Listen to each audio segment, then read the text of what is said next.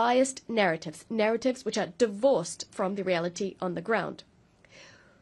We unequivocally reject the report entitled Children and Armed Conflict in Burkina Faso, which is peppered with counter-truths and the very title of which demonstrates semantic manipulation. I would like to use this opportunity to commend the courage of our combatants and to pay tribute to military and civilian martyrs who honorably gave their lives in defense of our sovereignty. Madam President, we've always stated that terrorism is being used as a pretext, a convenient pretext, for certain states to pillage African resources. Thus, our countries are being confronted with terrorism. These terrorists being the troops of predatory foreign armies. Some states are no longer hiding this fact. They are publicly proclaiming their support provided to these criminals. A case in point is France. The Macron regime's public media, in addition to the daily disinformation it offers, has become a mouthpiece for the communication of these criminals, perpetrators of cowardly, barbaric attacks committed against our peaceable citizens. On this note, we'd like to reiterate our call for a response to be given to the request submitted on the 20th of August 2024 by the member states of the Confederation of Sahel States. This was addressed to the Security Council. To this day, this request has gone unanswered. This ongoing silence further discredits this institution, leaving doubts about its implicit connivance. What's even more concerning is the fact that some members of the Security Council are continuing to trample over Resolution 1373, which is actually binding.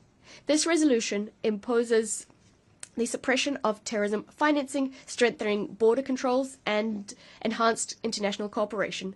In the Sahel, we've taken note of this reality. As a result, we've adapted our security arrangements to the reality on the ground, in addition to revising our modalities of cooperation with certain countries. Madam President, we remain convinced that the United Nations should be the framework for dialogue and cooperation. But what we're calling for is a renewed partnership underpinned by mutual respect, equality, and genuine solidarity.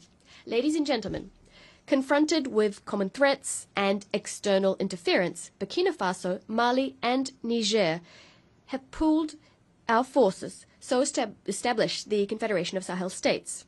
The ASS is not a retreat, it's not a way of turning inwards, not at all.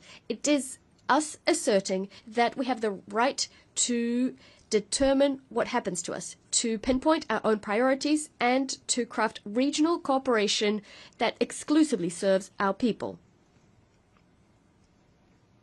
This choice is a matter of dignity.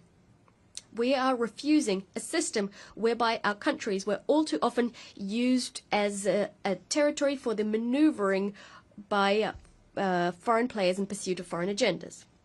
It is our willingness to be the agents of our history, to write ourselves the future our children will live out.